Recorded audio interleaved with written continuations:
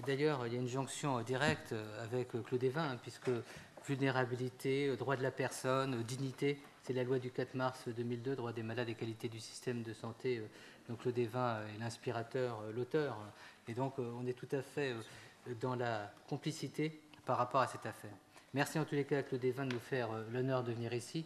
J'ai dire l'honneur est partagé avec toutes les personnes qui sont là. Ce n'est pas uniquement le directeur de l'ARS, parce que ça fait des années qu'on sait à quel point Claude Évin est impliqué dans toutes ces questions d'éthique. C'est vraiment au cœur de ses engagements politiques, à la fois comme ministre, comme député, et dans bien des questions qu'on a évoquées tout à l'heure en évoquant la charte, la fin de vie par exemple, la dignité de la personne, la représentation de la personne qui est plus en capacité de s'exprimer à travers la personne de confiance, et puis avec les évolutions maintenant législatives, on est tout à fait dans votre sphère. Donc merci d'être ici et puis de nous consacrer un peu de temps, parce que j'imagine que certaines d'entre vous voudront un peu dialoguer avec lui.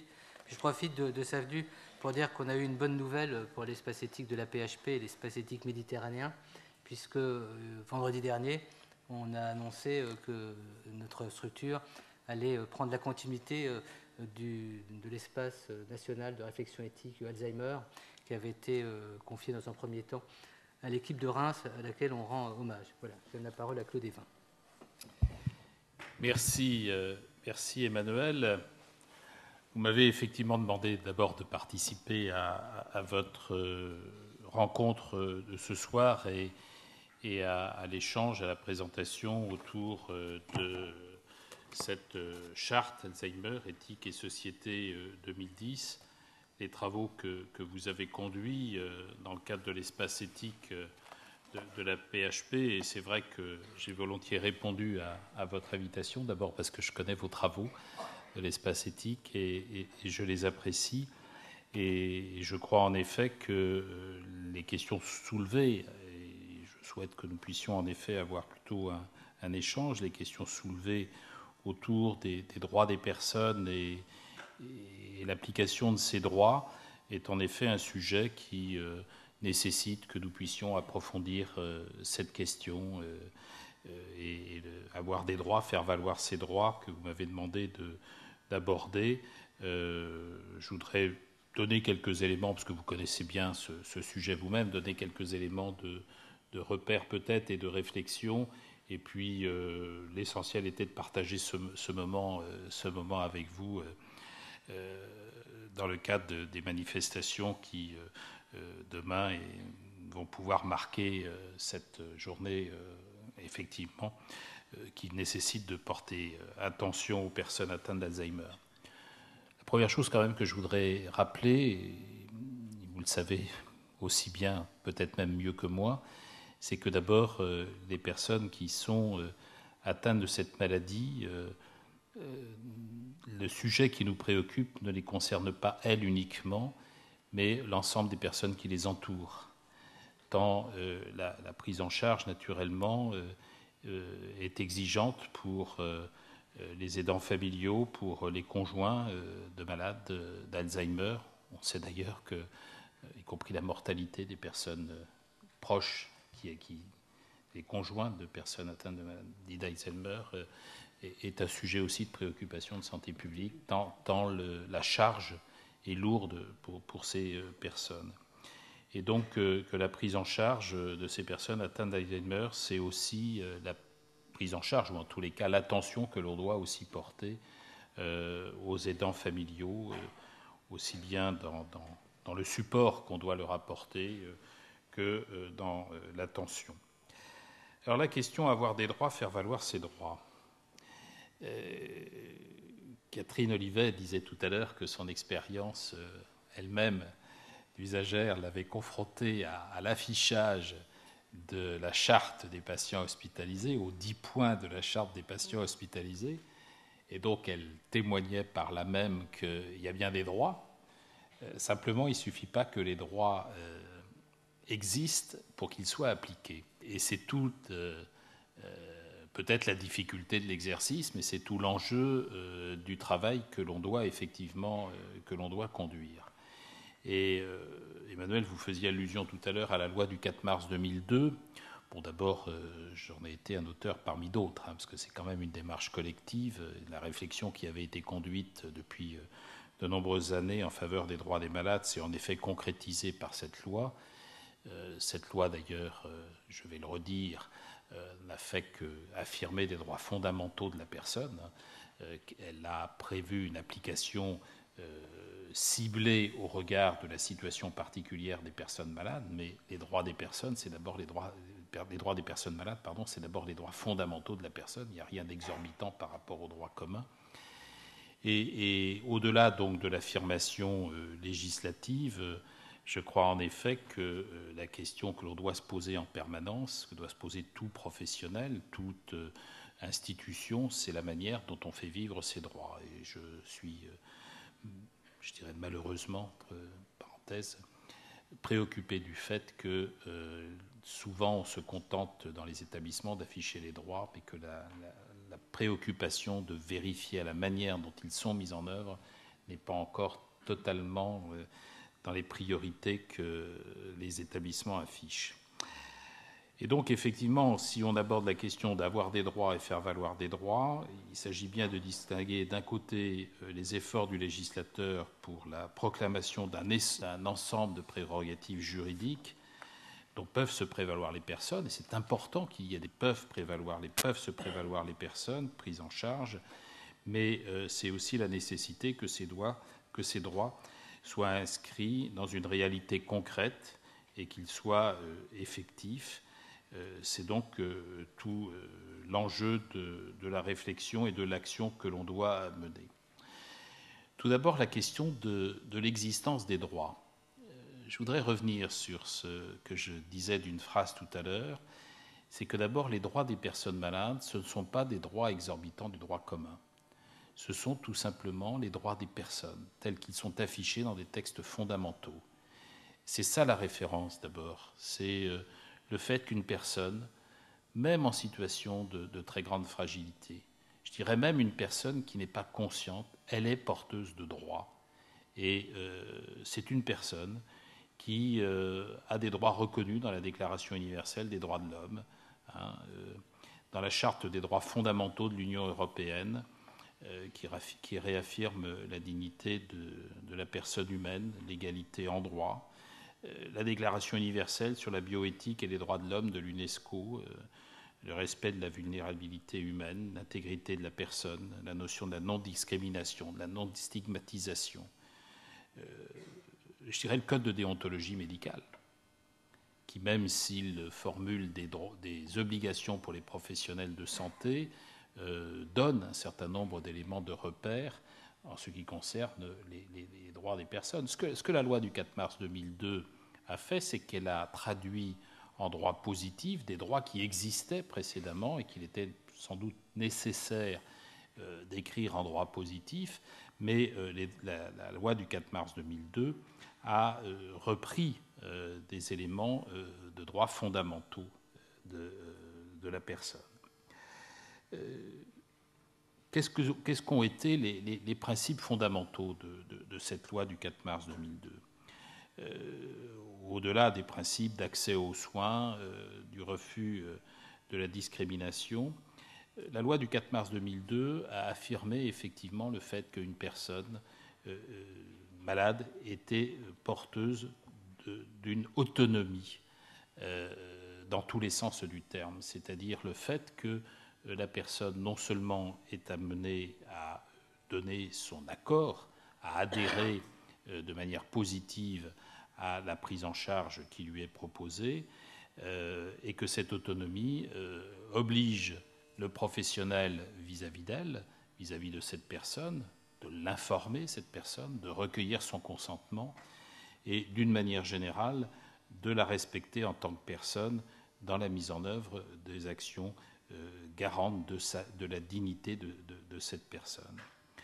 La loi du 4 mars 2002 a unifié, d'une certaine manière, le corpus législatif qui avait été entrepris d'ailleurs dès la loi de 1991, puisque c'est dans la loi hospitalière de 1991 qu'on voit apparaître pour la première fois dans le Code de la santé les droits des malades.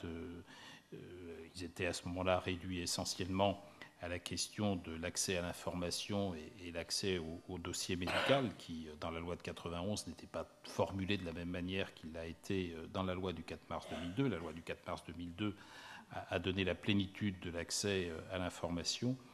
Mais on voit bien que, y compris l'accès à l'information, l'accès au dossier médical, pour qu'il soit mis en œuvre, nécessite que les établissements, que les professionnels, d'abord aient bien intégré l'exigence de ce droit et aient bien prévu des procédures pour le mettre en place. Ce droit au consentement, qui est l'obligation qu'amène ce droit à l'information, nécessite, parce qu'il s'agit d'une personne malade, nécessite sans doute d'être mis en place de manière spécifique. Et c'est ce qui a justifié l'existence de la personne de confiance. Et la personne de confiance est là comme étant un passeur entre la personne porteuse de droit et le professionnel de santé. Je rappelle que la personne de confiance ne se substitue pas, à l'exception, juridiquement, on peut regarder, à l'exception dans la loi Leonetti, il y a effectivement une possibilité où l'avis de la personne de confiance peut prévaloir sur un certain nombre d'autres avis. Donc là, on voit bien que mais on est quand même bien dans le même état d'esprit, qui est que on est porteur, la personne de confiance est porteuse de ce que la personne malade elle-même aurait exprimé dans telle ou telle situation. Et c'est ça qu'a voulu le législateur en donnant cette possibilité de suppléer, en effet, dans une situation où la personne malade n'était pas en capacité de formuler elle-même son propre avis. Donc une personne atteinte de maladie d'Alzheimer est une personne qui souffre d'une maladie qui altère sa possibilité d'exprimer, qui altère son jugement et qui altère sa possibilité d'exprimer ce qu'elle ressent. Pour autant, cette situation, cette maladie ne la prive pas de droit. Et au contraire, je crois que parce qu'une personne atteinte d'Alzheimer est parmi les personnes malades, sans doute celle qui est dans la plus grande vulnérabilité, puisqu'elle est dans une vulnérabilité qui n'est pas seulement physique, mais qui est y compris éventuellement dans une vulnérabilité qui porte fortement atteinte à sa capacité d'exprimer un point de vue totalement structuré, nécessite une attention particulière dans la manière dont nous sommes respectueux de la vie de cette personne, de la vie AVIS, c'est-à-dire de ce qu'elle exprime comme avis au regard de sa prise en charge. Et je crois que le fait que vous ayez d'ailleurs, que l'espace éthique ait pris la démarche d'élaborer cette charte 2010 est une démarche importante pour pouvoir établir un référentiel éthique dans la manière de mettre en place ces droits. La démarche de faire valoir les droits est une démarche qui s'inscrit dans une préoccupation plus large, qui a d'ailleurs été exprimée avec la loi du 4 mars 2002 et qu'on essaye de mettre en place, y compris à travers les agences régionales de santé, c'est la notion de démocratie sanitaire. Je dis à travers les agences régionales de santé, puisque j'ai tenu, en tous les cas en ce qui concerne l'ARS Île-de-France, à ce qu'il y ait, au niveau du comité exécutif, une direction de la démocratie sanitaire qui ne se réduit pas, mais Catherine Olivet le sait très bien, qui ne se réduit pas au fonctionnement de la conférence régionale santé et autonomie. Il nous faut effectivement mettre en place d'autres vecteurs de démocratie sanitaire. Et c'est quoi pour moi la démocratie sanitaire? C'est que chaque acteur, qu'il soit professionnel de santé, qu'il soit usager, qu'il soit proche, membre de la famille ou représentant d'une institution publique, a un rôle à jouer dans l'ensemble de la mise en place des politiques de santé, notamment au niveau régional, mais y compris au quotidien, au plus près des personnes concernées. Et que cette possibilité soit ouverte aussi à l'ensemble des usagers et des personnes proches que puisse exprimer une plainte si effectivement cela s'avère nécessaire, sachant quand même que je souhaite d'abord prévenir les éventuelles plaintes veillant au respect de la qualité et à la mise en place de la qualité du service rendu. Donc c'est cette double démarche que je souhaite voir mise en œuvre. D'une part, donc, le rôle que chacun peut jouer et doit jouer dans le dispositif, et d'autre part, la prise en charge de l'amélioration de la qualité du service rendu et l'éventualité de la formulation d'une plainte si cela s'avère nécessaire. La place de chacun des professionnels ou des acteurs concernés, c'est, je l'ai dit, le rôle, par exemple, de la personne de confiance et de la famille. Cette personne de confiance qui peut être soit un membre de la famille, mais qui peut aussi être un proche, qui peut aussi être un médecin traitant, c'est du moins ce qu'a prévu le législateur, pour pouvoir être ce passeur entre le système de santé, entre le professionnel de santé et la personne concernée.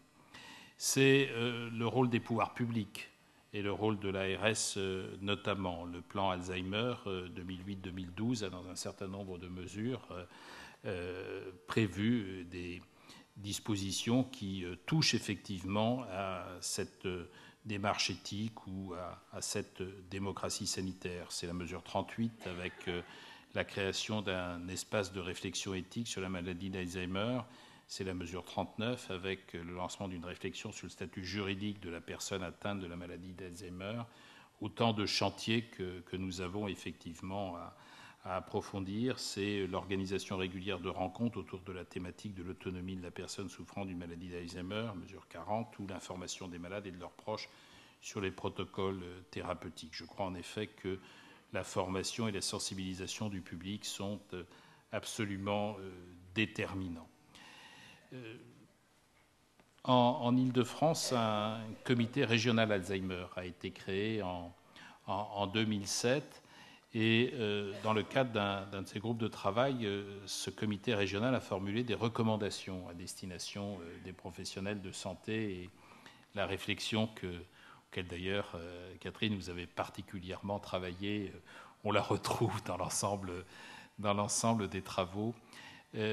Ces recommandations tendent à améliorer la qualité des interventions à domicile et en institution. Il y a d'ailleurs une plaquette qui avait déjà été publiée en octobre 2009 à ce sujet.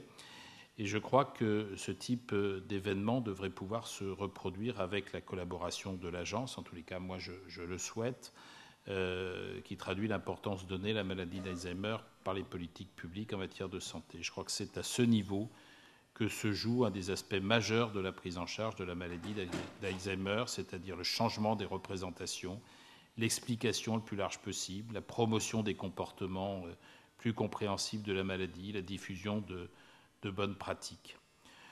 Un autre aspect sur lequel je voudrais simplement de deux phrases, que je voudrais évoquer de deux phrases, c'est la nécessité de l'évaluation interne. Ça aussi, je pense que ça fait partie d'une certaine manière, de la mise en œuvre des droits de la personne. Naturellement, ça touche à la qualité de la prise en charge, l'accréditation des établissements de santé ou l'évaluation des services médico-sociaux. Je crois qu'on doit aborder cette question avec une vigilance particulière sur les situations qui peuvent engendrer des situations de maltraitance. Et dans le cas où, malheureusement, cette prévention, cette démarche de qualité n'a pas été suffisamment efficace, eh bien, la possibilité de pouvoir se faire représenter, de pouvoir faire valoir la loi du 4 mars avait notamment reconnu la participation plus importante des associations et des usagers du système de santé dans les différentes instances, la possibilité, y compris d'ailleurs pour ces associations, d'engager des actions contentieuses si cela s'avérait malheureusement nécessaire. Je souhaite en tous les cas, moi, au niveau de l'Agence régionale de santé Île-de-France, et nous y travaillons actuellement, à ce que l'on ait une procédure plus sécurisée de gestion des réclamations. Et je suis en train de travailler à la mise en place d'une cellule de gestion des réclamations pour qu'il y ait un interlocuteur régional et unique auquel les usagers, leurs proches pourront s'adresser pour contester la qualité de la prise en charge lorsque, je le répète, malheureusement, ça s'avère nécessaire. Je crois que c'est aussi un outil important de cette démocratie sanitaire. Voilà quelques éléments, d'une part, de réflexion sur les principes généraux et d'autre part sur l'application de ces principes. C'est de la responsabilité des agences. Ce n'est pas la seule préoccupation, mais c'est aussi pour moi la responsabilité des agences de faire valoir les droits au-delà de l'affirmation auquel j'ai pu participer, en tous les cas personnellement, sur le plan législatif. Je suis attaché à ce qu'aujourd'hui, dans la vie concrète, on permette réellement que ces droits soient mis en œuvre. Et c'était pour moi l'occasion de le rappeler ici avec vous ce soir, étant totalement à vos côtés dans l'action que vous menez. Je vous remercie.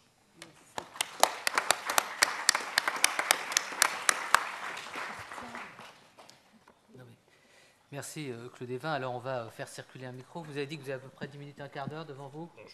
Donc on va commencer l'échange.